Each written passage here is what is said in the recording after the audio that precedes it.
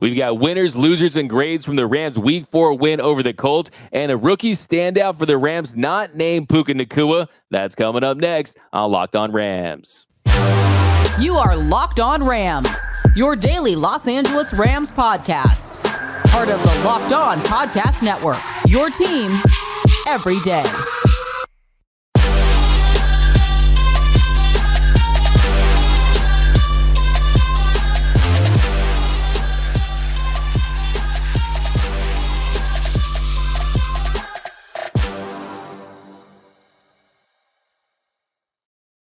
What is up, Ramily, and welcome to another episode of Locked On Rams, your daily podcast covering your 2-2 Los Angeles Rams, free and available wherever you get your podcast. Locked On Rams, part of Locked On Podcast Network, your team every day. We're also available over on YouTube, just past 9,000 subscribers, thanks to you. So if you have not yet, join the party over on YouTube, hit that subscribe button, hit that notification bell, hit that like button, and let us know who are your winners and losers for Week 4. My name is Doug McCain. My friends call me D-Mac. You can follow me on X and Instagram at DMac_LA. I've been covering LA sports for over a decade. Sports Illustrated, Dodgers Nation, 24/7 Sports. Now the Rams for Locked On.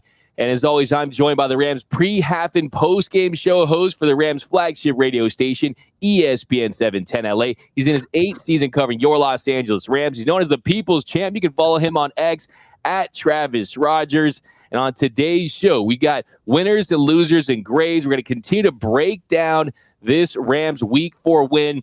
But first, just a reminder that this episode of Locked On Rams is brought to you by the Gametime app.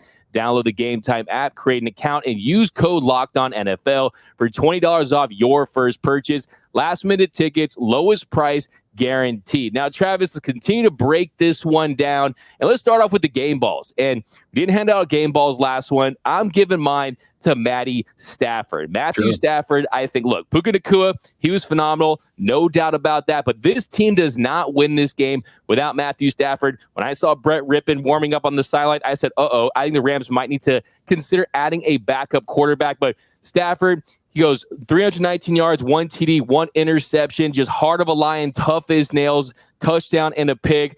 Rewatched the game yesterday. Some of those throws down the seam, some of those throws he made off that dig to Nacua in the first quarter, just lofting it over that linebacker. He still makes throws that only a handful of quarterbacks can make. And I thought he was fantastic. He's getting my game ball. Yeah, I think that's a really good choice, D-Mac. I think that, like you said, we've known he can make the throws. Like, he's been in this league for a long time, and we've seen him play at a very high level frequently. But I think Rams fans got a really good look at the other thing that you mentioned, and that's just how tough of a guy this is. And I get that the quarterback is the glamour position. The quarterback is the guy that shows up on TV commercials. The quarterback is the guy that gets the beautiful wife and gets the big contract and all of these. I get that. But he also needs to be the toughest guy on your team.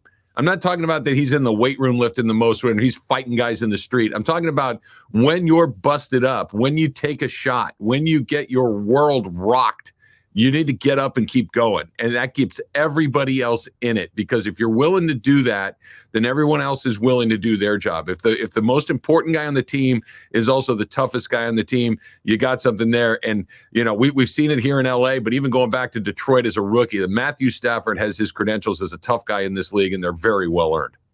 Absolutely. Look, I know it was close. Everyone gives credit to Nacua and Stafford for this win. I almost went Ben Skoranek for winning the coin flip, though, in overtime. Tails never fails. So I think, hey, he's kind of an unsung hero on this one. But, yeah, it was gutsy. It was gritty. He had one big-time throw, one turnover-prone throw. But he's someone who's been outstanding. And I think that, look, Matthew Stafford is going to be the biggest factor as far as the success or failure in this league. Now, we're now going to do some horns up, horns down. We're going to get right into this one, Travis. It's our version of winners and losers. Sure. We're not going to go losers. We're not going to go winners. We'll do horns up. So first for horns up, got to pick up on Puka Nacua. Yeah. What more can you say about Puka Nacua? But he was phenomenal. But the first thing I want to point out that we haven't talked about yet, yesterday I went back and I looked at what were Cooper Kupp's numbers through his first 4 weeks in his Triple Crown season, and he's outpacing him. He has 39 catches for 501 yards. To put that in perspective, Cooper Kupp had 30 catches for 431 yards. Yes, Kupp had more touchdowns, but I think that puts something into perspective.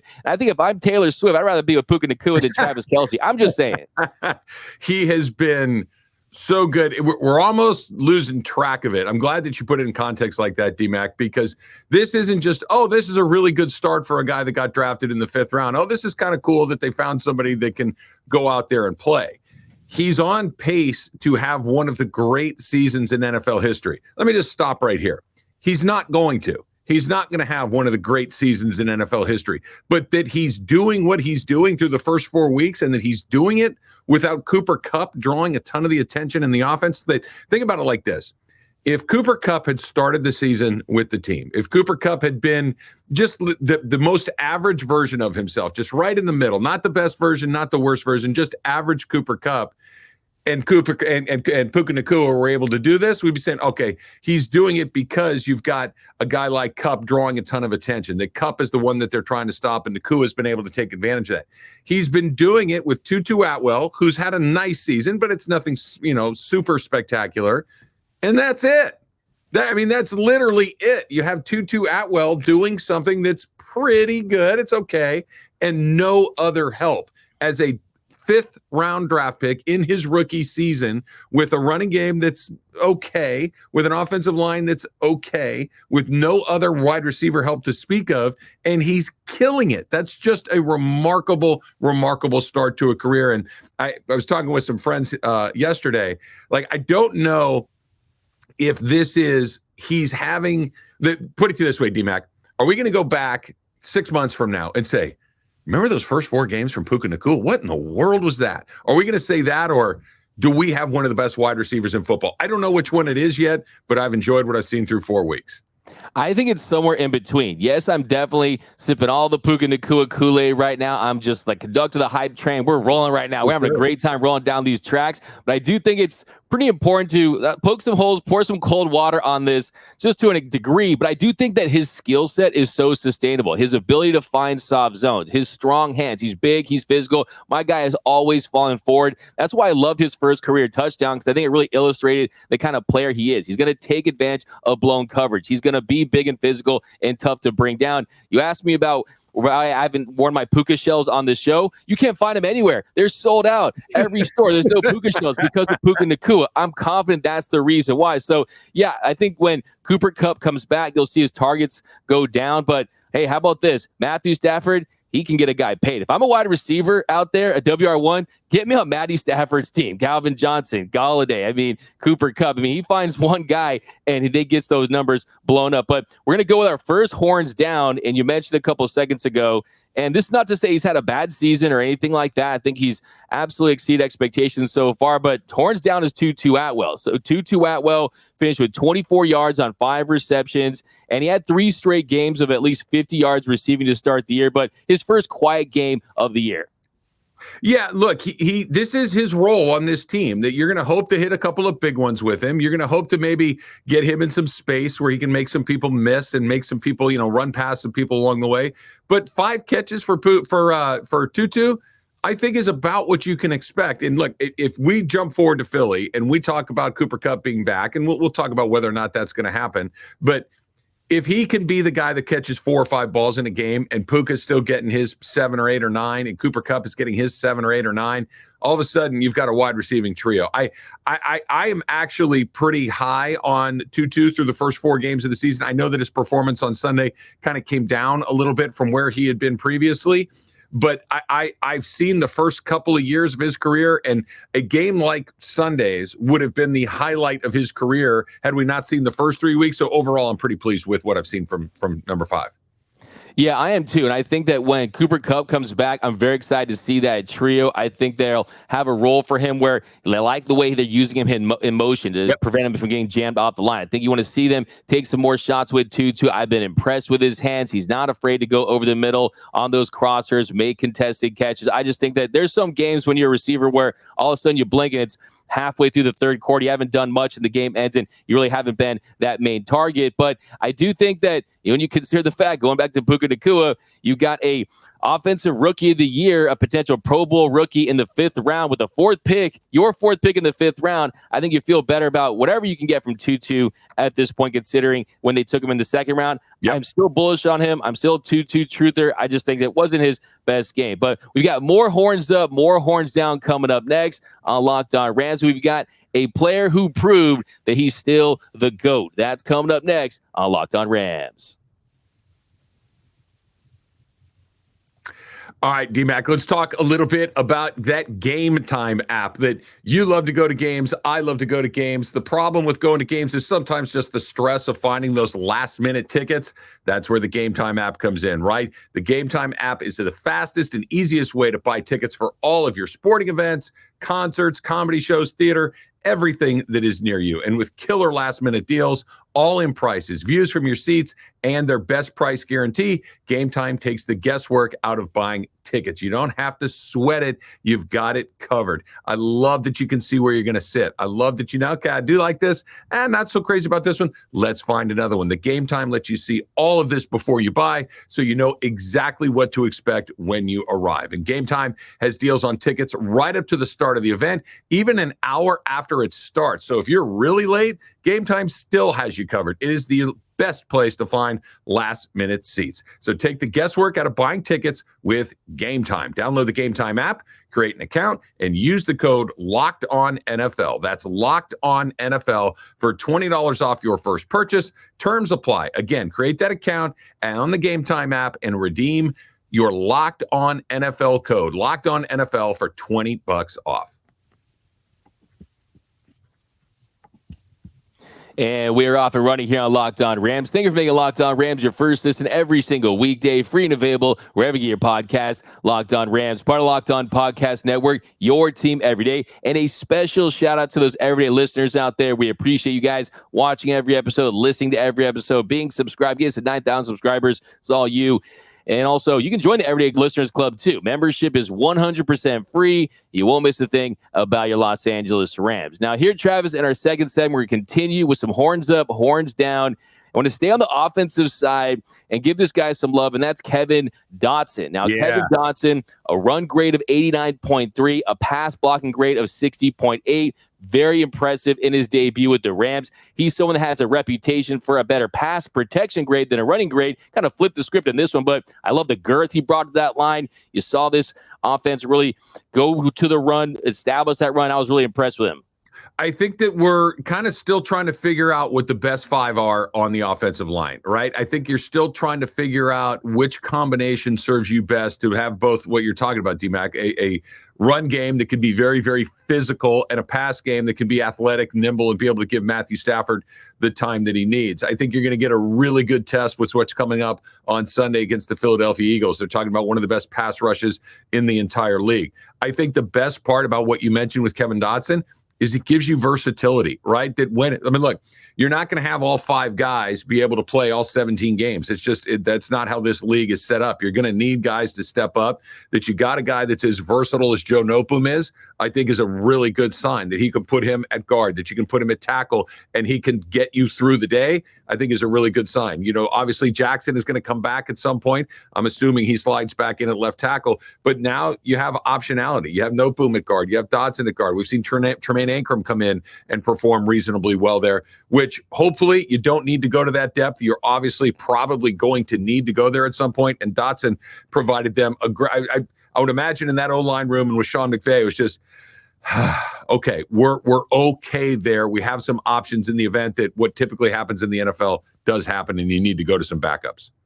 Yeah, 100%. You know this better than anyone. There's nothing better in sports than on your team when you have that nice, delicious, beautiful depth. And depth is so key. And having someone like Dotson, who's a professional that can step right in and perform on the road like that, it was very impressive. I think that what I want to see is, one, I want Noteboom to be 100% healthy and to know that he's 100% healthy, because if he's not, it's a little stiff out there, not as effective. I do think my dream, what I said when we signed Dotson, I know you're not a we guy, but I got the gear on. So, but when we signed Dawson, I said that when he gets his shot, he's not coming out. He's someone who's a pro, a lot of experience starting in this one. I would like to see possibly Alaric Jackson, Avila, Shelton, Dotson, Havenstein, and maybe use Joe Noteboom as a super sub. And hey, I'll take it. But love the fact you run the ball 34 times with Kyron Williams, have a balanced attack at 25 carries, his longest run this season with 20 yards. So I definitely like where this run game was in this one. And then also, was that Travis? Yeah, no, this is why these guys go out there in the pain that they do. This is why they go out there with their bodies screaming, saying, don't do this anymore. And they continue to do it because the very last thing they want is that other guy to come in and perform well. I know that they're on the same team. I get it. And there's team, and then I got to make a living. And making a living as a starter is a much better way to do it than making a living as a backup. And, the Wally Pipp, to go back to the baseball days, Wally Pipp was the guy before Lou Gehrig, who then played, 2,100 games in a row, and he never got back on the field. They don't want to come out for a variety of reasons, but near the top of that list is that other guy might be better than me, so I'll just stay out there and never give him a chance. That is such a great point. I don't think that gets talked about enough. This guy's just playing banged up, playing injured, already in week 4. Look around the NFL in general. Feels like the injuries are even worse this season. By the way, can we get real grass throughout NFL just as an aside? I digress on that one. But next horns up real quick. Got to give some credit to Rob Havenstein. Very reliable. Had a big match against Kwity Paye. Did not allow a single pressure. I thought he was fantastic. And now, Travis, I want to shift to the defensive side of the football and give love to the GOAT, Aaron Donald. He was absolutely a monster. He was unstoppable. He was a god amongst men. 8 total pressures, 1 sack. 2 of his 4 sacks were for a loss. And first career sack versus the Colts. He had that strip sack that was called back due to a holding penalty on Trey Tomlinson. He was lined up against Quentin Nelson, just disrupted, brought pressure all day against Anthony Richardson. There was that play where he lined up at the wide 9 to exploit the matchup against Blake Freeland. I don't know if you saw that. But Aaron Donald, what more can you say? He's still one of the best in the game, if not the best. So I know that you and I are a little bit football nerdy and like this, but I would really encourage anybody that is watching these games on TV to just take a series or 2 when the Rams are on defense and don't follow the ball. Just watch 99 go to work. Just watch what he does on every snap and watch how much attention he draws. I thought there was a series in the game on Sunday where he drew a double team, and then a triple team. Like this is what you do. That means that there are 2 guys that are unblocked, or that means that you can double somebody in the backfield. That this is what he does. It's not just that he gets sacks, which he does. It's not just that he takes the ball away, which he does. It's that he draws so much attention from that offensive side of the ball. It frees so many guys up. And it doesn't happen on every play, but the attention happens on every play. And look, whatever reports of his demise might have been out there coming into this season, greatly exaggerated. He is still Aaron Donald. He is still one of those guys that every offensive coordinator, every offensive line coach in the league, when they go in that room, they red dot that guy right there, 99. This is when we break the huddle, find him and figure it out from there. Absolutely. I think you got to give him a lot of credit, too, for not missing a beat with all these young players, all this inexperience on the line. He's like, no, I'm still going to be Aaron Donald. I'm still going to be someone who leads the team with 22 pressures. The next closest is Byron Young. And I think with Aaron Donald, he makes grown men afraid of him. Like these guys are all NFL players. They're all the top of their game. They're afraid of him. He's so disruptive, such a monster out there.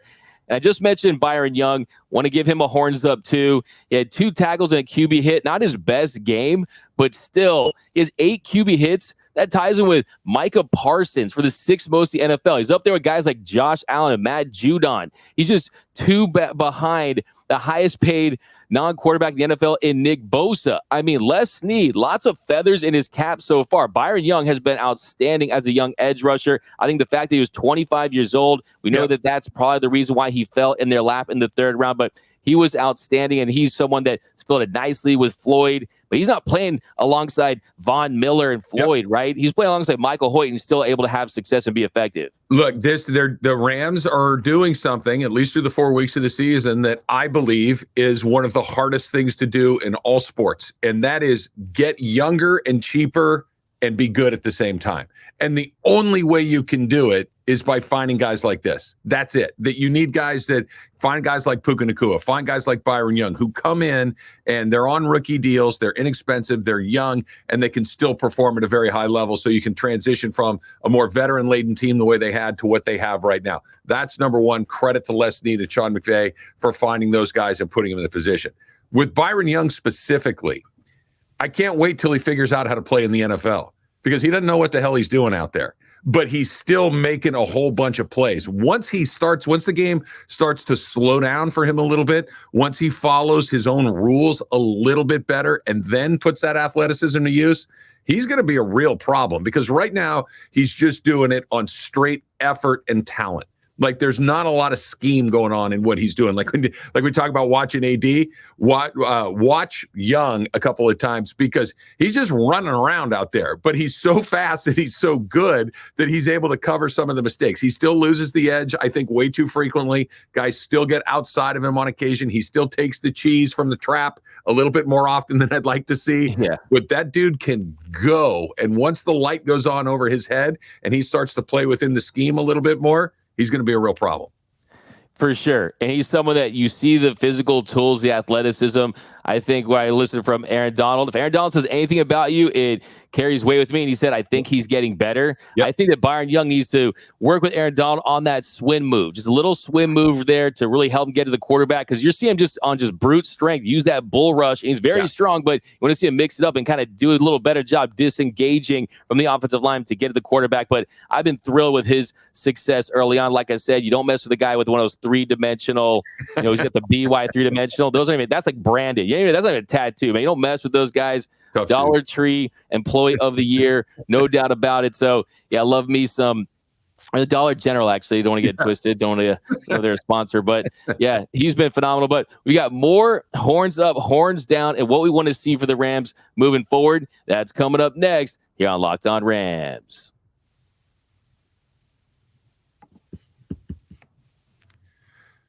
All right, let's talk about FanDuel, DMAC. Snap into action this NFL season with FanDuel, America's #1 sportsbook, because right now, new customers get $200 in bonus bets. That's $200 in bonus bets guaranteed when you place a $5 bet. It's $200 in bonus bets, guaranteed, win or lose. So if you've been thinking about joining FanDuel, there's no better time to get in on the action. This is why you got to start early, right? If you would have gone in on the Ram win total over, you're feeling pretty good about it right now. There's still all sorts of great bets that you can make. There's spreads, there's player props, there's over-unders, and lots more. And of course, the app is super easy to use. There's unbelievable options there. So go to FanDuel.com/LockedOnNFL and get into the NFL season on a whole another level. FanDuel.com/LockedOn. Kick off that NFL season. FanDuel, official partner of the NFL.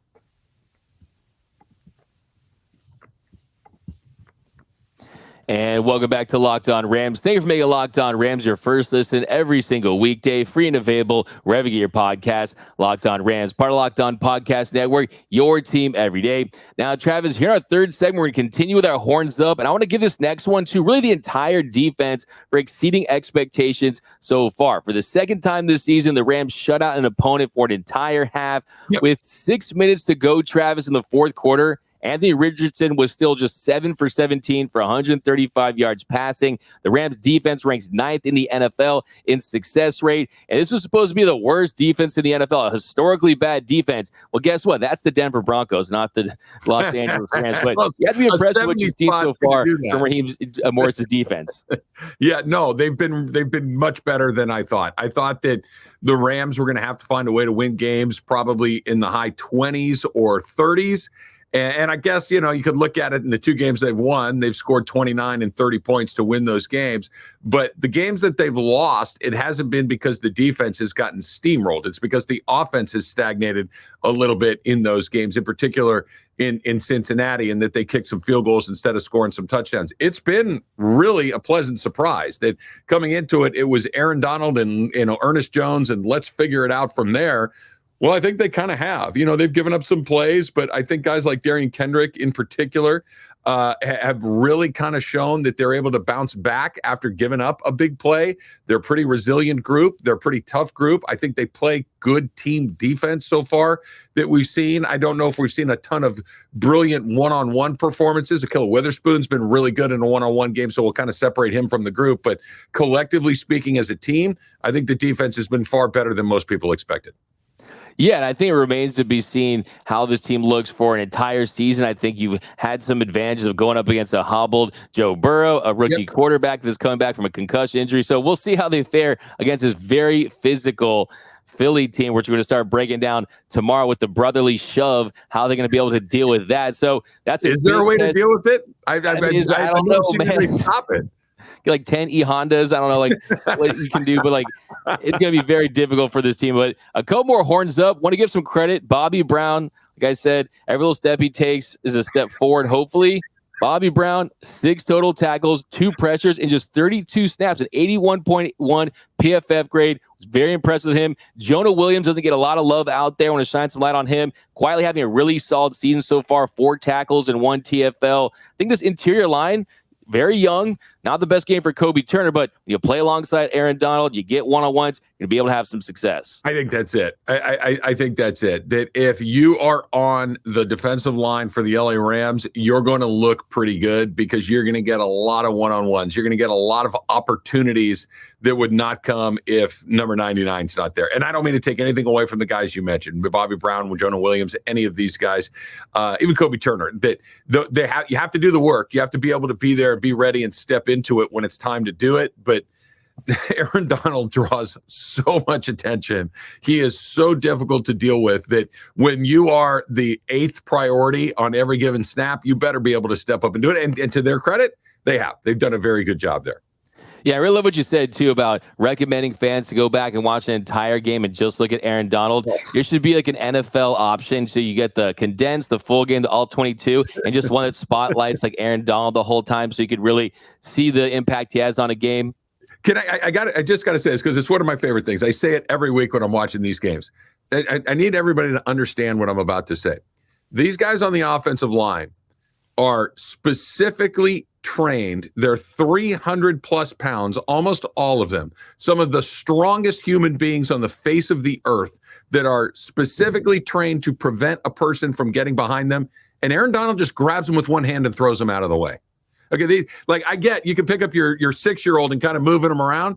That's your 6-year-old isn't a 300-pound NFL offensive lineman. That's what he does to these guys. He moves 300-pound guys that do not want to be moved, and he moves them easily. It's an insane idea when you watch him. It just that you can't fathom how strong, how powerful, how quick, how explosive, how incredibly technically gifted Aaron Donald is until you watch him play after play after play.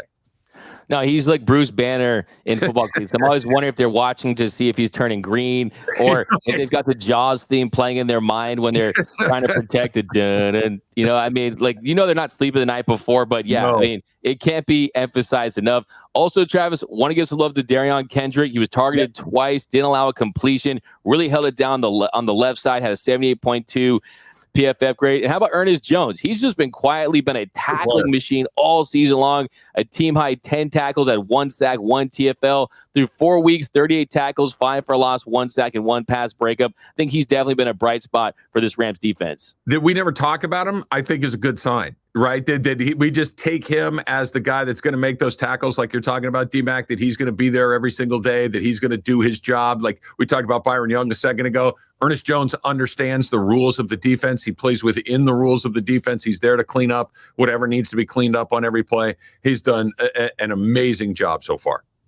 Yeah, and then a little bit of a horns down. Kobe Durant, he allowed a team-high 3 catches on 4 targets, 43 yards in coverage. Hasn't been the start that hope for Durant. I still think he's getting used to the star role, trying to learn this system because a lot of responsibility there. So the athleticism is there, but just things haven't gone his way as much as I expected early on.